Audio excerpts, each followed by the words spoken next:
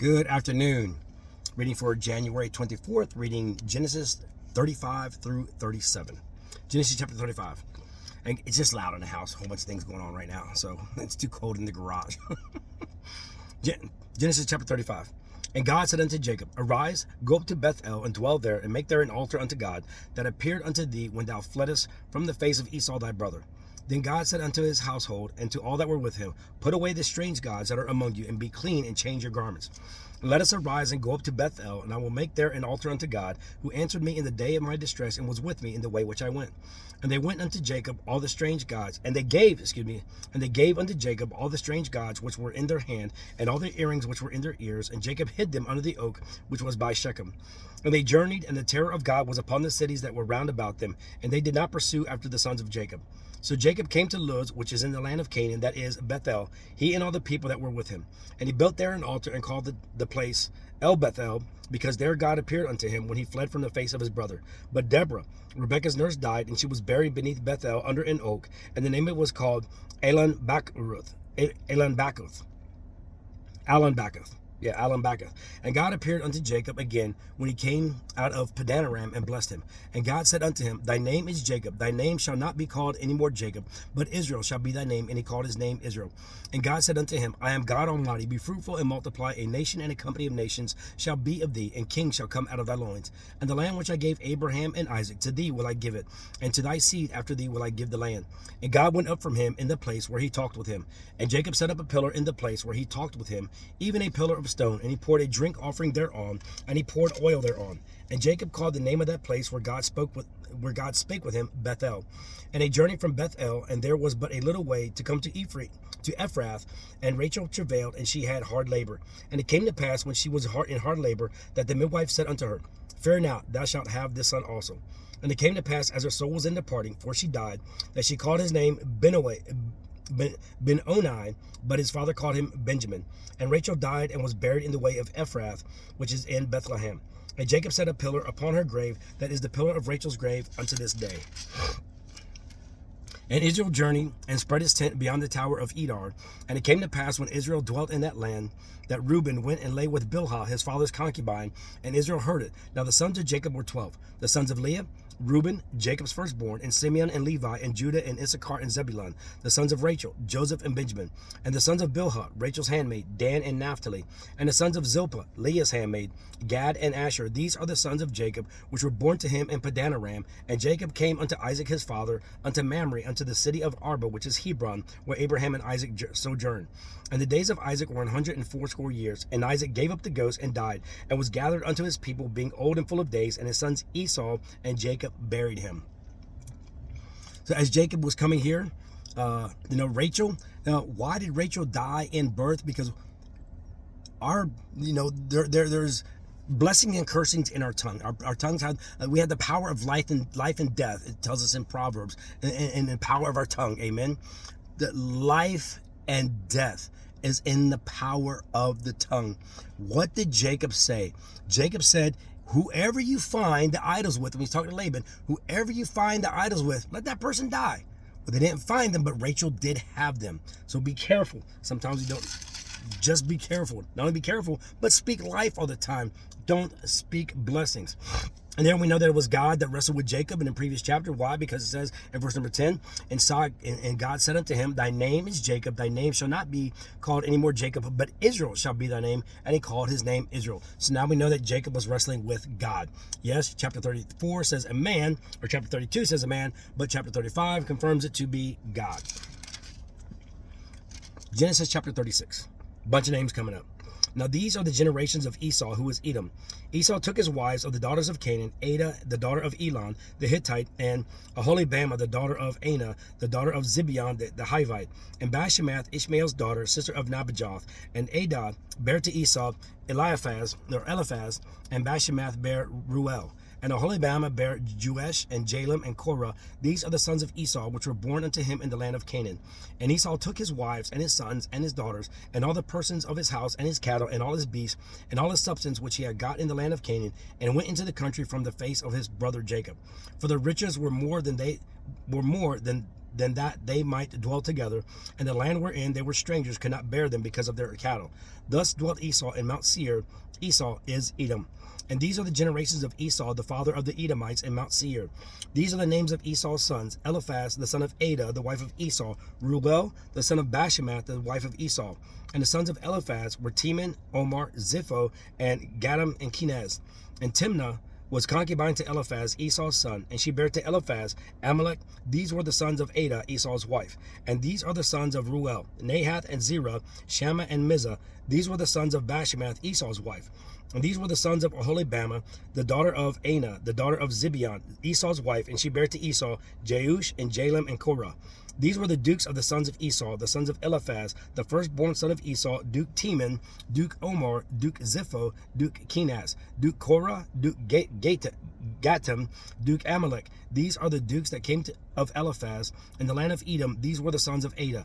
And these are the sons of Reuel, Esau's son: Duke Nahath, Duke Zerah, Duke Shammah, Duke Mizah. These are the dukes that came of Reuel in the land of Edom. These are the sons of Bashemath, Esau's wife. And these are the sons of Oholibamah, Esau's wife: Duke Jeush, Duke Jalem, Duke Korah. These were the dukes that came of Oholibamah, the daughter of Anah, Esau's wife. These are the sons of Esau, who was Edom, and these are their dukes. These are the sons of Seir the Horite, who inhabited the land: Lotan and Shobal, and Zibeon and Anah, and Dishon and Ezer and Dishan. These are the dukes of the Horites, the children of Seir in the land of Edom. And the children of Lotan were Hori and Heman, and Lotan's sister was Timnah. And the children of Shobal, these were Alvan and Manahath, and Ebal, Shepho, and Onam. And these are the children of Zibeon, both Ajah and Anah. This was that Anah that found the mules in the wilderness as he fled the asses of Zibeon his father. And the children of Anah were these: Dishon and Oholibamah, the daughter of Anah. A bunch of names, I told you. And these are the children of Dishon: Hemdan and Eshban, and Ithran and Chiran. The children of Ezer are these: Bilhan and Zaavan and Achan. The children of Dishan are these: Uz and Aran. These are the dukes that came of the Horites: Lotan, Duke Shobal, Duke Zibeon, Duke Anah, Duke Dishon, Duke Ezer, Duke Dishan. These are the dukes that came of Hori among their dukes in the land of Seir. And these are the kings that reigned in the land of Edom before there reigned any king over the children of Israel. And Bela, the son of Beor, reigned in Edom, and the name of his city was Dinhaba. And Bela died, and Jobab, the son of Zerah of Basra, reigned in his stead. And Jobab died, and Husham of the land of Timnah reigned in his stead. And Husham died, and Hadad, the son of Bedad, who smote Midian in the field of Moab, reigned in his stead, and the name of his city was Avith.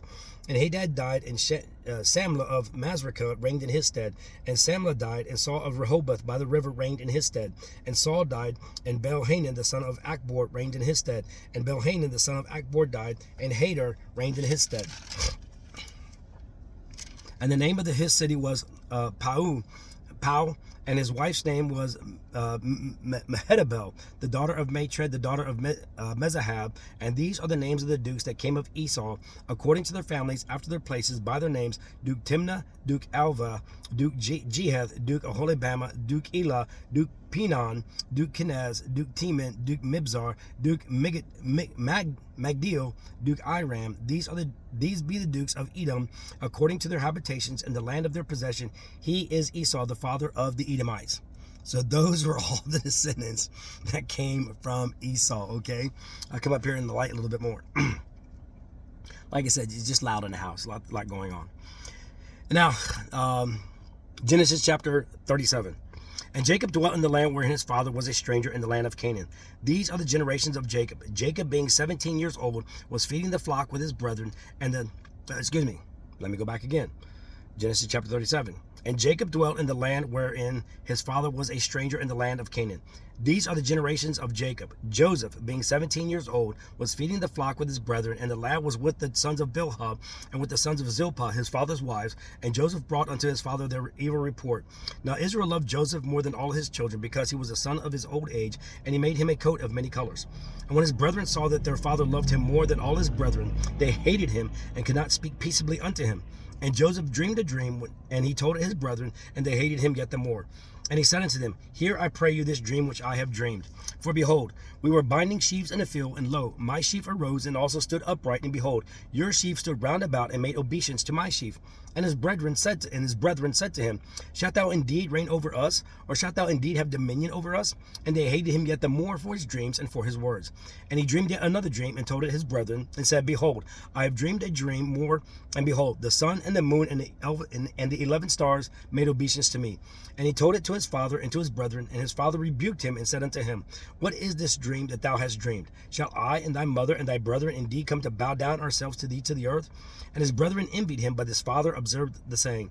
And his brethren went to feed their flocks in Shechem. And his brethren went to feed their father's flock in Shechem. And Israel said unto Joseph, Do not thy brethren feed the flock in Shechem? Come, and I will send thee unto them. And he said to him, Here am I. And he said to him, Go, I pray thee, see whether it be well with thy brethren, and well with the flocks, and bring me word again. So he sent him out of the vale of Hebron, and he came to Shechem. And a certain man found him, and behold, he was wandering in the field. And the man asked him, saying, What seekest thou? And he said, I seek my brethren. Tell me, I pray thee, where they feed their flocks. And the man said, They are departed hence, for I heard them say, Let us go to Dothan. And Joseph went after his brethren, and found them in Dothan. And when they saw him afar off, even before he came near unto them, they conspired against him to slay him. And they said one to another, Behold, this dreamer cometh. Come now, therefore, and let us slay him, and cast him into some pit, and we will say, Some evil beast hath devoured him, and we shall see what will become of his dreams. And Reuben heard it, and he delivered him out of their hands, and said, Let us not kill him. And Reuben said unto them, Shed no blood, but cast him into this pit that is in the wilderness, and lay no hand upon him, that he might rid him out of their hands, to deliver him to his father again. And it came to pass, when Joseph was come unto his brethren, that they stripped Joseph out of his coat of many colors that was on him. And they took him and cast him into a pit, and the pit was empty, there was no water in it. And they sat down to eat bread, and they lifted up their eyes and looked, and behold, a company of Ishmaelites came from Gilead with their camels, bearing spicery and balm and myrrh, going to carry it down to Egypt. And Judah said unto his brethren, What profit is it if we slay our brother and conceal his blood? Come, and let us sell him to the Ishmaelites, and let not our hand be upon him, for he is our brother and our flesh. And his brethren were content. Then there passed by Midianites, merchantmen, and they drew and lifted up Joseph out of the pit, and sold Joseph to the Ishmaelites for 20 pieces of silver, and they brought Joseph into Egypt. And Reuben returned unto the pit, and behold, Joseph was not in the pit, and he rent his clothes. And he returned unto his brethren, and said, The child is not, and I, whither shall I go? And he took Joseph's coat, and killed a kid in the coats, and killed a kid of the goats, and dipped the coat in the blood. And they sent the coat of many colors, and they brought it to their father, and said, This have we found. Now know whether it be thy son's coat or no. And he knew it, and said, It is my son's coat. An evil beast hath devoured him. Joseph is without doubt rent in pieces. And Jacob rent his clothes, and put sackcloth upon his loins, and mourned his son for many days, and mourned for his son many days. And all his sons and all his daughters rose up to comfort him, but he refused to be comforted. And he said, For I will go down into the grave unto my son mourning. Thus his father wept for him. And the Midianites sold him into Egypt unto Potiphar, an officer of Pharaoh's and captain of the guard. As he came through here, so Joseph being the youngest, he was daddy's boy. Jacob loved him a lot, so he made him a coat of many colors. Joseph goes out to take some bread and water to his brothers who were tending in the field. They all saw him coming, and of course Joseph told him about their dream, told him about his dream, and that really upset them. So some people are going to have dreams to prophesy. Sometimes you have to keep those things to yourself until God tells you when to release that. So they come here, and then what is one thing to do? Yes, they sell Joseph into slavery.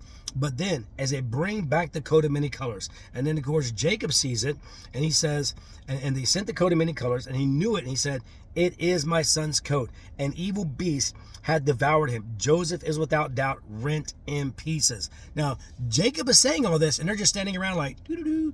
That's like lying without saying anything. They just let their father believe a lie. That's like lying without saying anything. So Joseph, he sold to the Midianites taken down to Egypt, and now he's sold into Potiphar's house. January 24th. Amen.